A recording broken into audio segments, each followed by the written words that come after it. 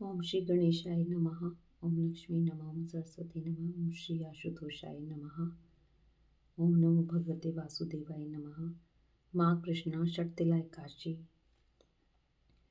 एक समय तालभ्य ऋषि ने पुलस्त्य ऋषि से पूछा, हे महाराज, पृथ्वीलोक के मनुष्य ब्रह्म हत्या आदि महान पाप करते हैं, पराय धन की चोरी तथा दूसरे की उन्नति को देखकर ईर्ष्या करते हैं, साथ ही अनेक प्रकार के व्यसनों में फंसे रहते हैं, फिर भी उनको नरक प्राप्त नहीं होता। इसका क्या कारण है? वह न जाने कौन सा दान पुण्य करते हैं जिससे उनके पाप नष्ट हो जाते हैं। यह सब कृपा पूर्वक कहिए। पुलस्त्य मुनि कहने लगे, हे महाभागे, आपने मुझसे अत्यंत गंभीर प्रश्न पूछा है। इससे संसार के जीवों का अत्यंत भला होगा। इस भेद को ब्रह्मा विष्णु शिव तथा इंद्र आदि भी नहीं जानते, परंतु मैं आपको यह गुप्त तत्व अवश्य बताऊंगा। माघ मास के लगते ही मनुष्य को स्नान आदि करके शुद्ध रहना चाहिए और इंद्रियों को वश में करके तथा काम क्रोध लोभ मोह अहंकार ईर्ष्या और द्वेष आदि का त्याग करके भगवान का स्मरण करना चाहिए। पुष्य नक्षत्र में गोबर कपास तिल मिलाकर उनके कंडे बनाने चाहिए। उन कंडों से 108 बार हवन करना चाहिए और उस दिन मूल नक्षत्र और एकादशी तिथि हो तो अच्छे पुण्य देने वाले नियमों को ग्रहण करें।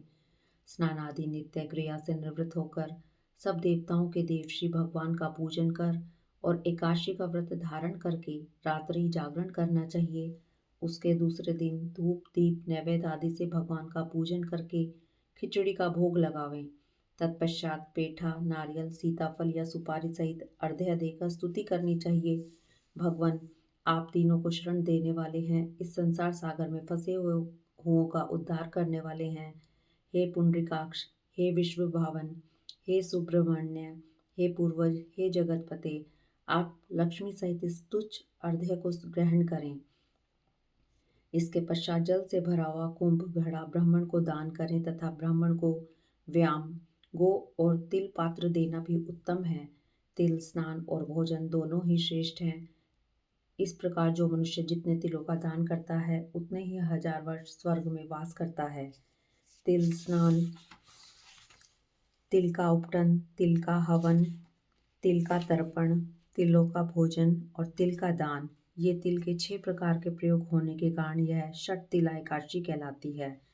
इस व्रत के करने से अनेक प्रकार के पाप नष्ट हो जाते हैं। इतनी कथा कहकर पुलस्त्य ऋषि कहने लगे कि अब मैं इस षटतिला एकादशी की कथा तुमसे कहता हूँ। एक समय नारद जी ने भगवान विष्णु से यही प्रश्न किया तो भगवान ने जो षटतिला एकादशी का महत्व है नारद जी को सुनाया, सो मैं तुमसे कहता हूँ। नारद जी कहने लगे, हे भगवान, षटतिला एकादशी का क्या पुण्य होता है और इसकी क्या कथा है, सो मुझसे कहिए। भगवान कहने लगे, हे नारद, मैं तुमसे आंखों देखी सत्य घटना कहता हूँ, तुम ध्यान पूर्वक सुनो। प्राचीन काल में मृत्यु लोक में एक ब्राह्मणी रहती थी। वह सदैव व्रत करती रही। इससे उसका शरीर अत्यंत दुर्बल हो गया। यद्यपि वह अत्यंत बुद्धिमान थी, परंतु उसने कभी देवताओं या ब्राह्मणों के निमित्त अन्न या धन का दान नहीं किया था। इससे मैंने सोचा कि ब्राह्मणी ने व्रत आदि से अपना शरीर शुद्ध कर लिया है, अब इसको विष्णु लोक तो मिल ही जाएगा, परंतु इसने कभी अन्न दान नहीं किया है, इससे इसकी तृप्ति होनी कठिन है। ऐसा सोचकर मैं एक भिखारी बनकर मृत्युलोक में उस ब्राह्मणी के पास गया और उससे भिक्षा मांगी। वह ब्राह्मणी बोली, महाराज, आप यहाँ किस लिए आए हैं? मैंने कहा कि मुझे भिक्षा चाहिए। इस पर उसने एक मिट्टी का ढेला मेरी भिक्षा पात्र में डाल दिया।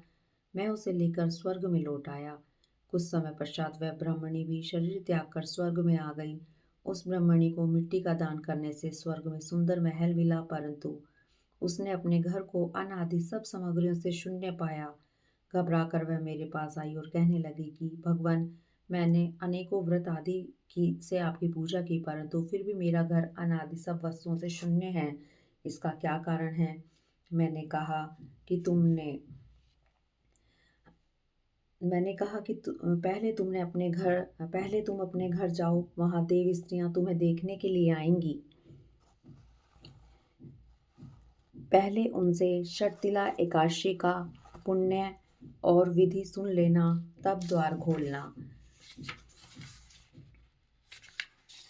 मेरे वचन सुनकर वह अपने घर गई। जब देव स्त्रियां आई और द्वार खोलने के लिए कहा तो ब्राह्मणी बोली कि आप मुझे देखने के लिए आई हैं तो तिला एकादशी का महात्म्य कहिए। उनमें से एक देव स्त्री कहने लगी कि मैं कहती हूँ। जब ब्राह्मणी ने षट तिला एकादशी का महात्म्य सुन लिया तब उसने द्वार खोला। देवांगनाओं ने उसको देखा कि न तो वह गंधर्वी है और न असुरी, वरन पहले जैसी मनुष्य है। इस ब्राह्मणी ने भी उनके कथनानुसार षट तिला एकादशी का व्रत किया। इसके प्रभाव से वह सुंदर और रूपवती हो गई और उसका घर अन्न आदि समस्त सामग्रियों से युक्त हो गया। अतः मनुष्यों को मूर्खता त्याग कर षटतिला एकादशी का व्रत और लोभ न कर तिल आदि का दान करना चाहिए। इससे दुर्भाग्य, दरिद्रता तथा अनेक कष्ट दूर होकर उसको मोक्ष की प्राप्ति होती है। इस प्रकार एकादशी का महात्म्य का 5वां अध्याय समाप्त हुआ। फलहार इस दिन मुख्य रूप से तिल पट्टी का साकार करना शास्त्रों में लिखा है। तिल व खोवा से बनी सामग्री, दूध, फल आदि भी ले सकते हैं। हरिओम तत्सत।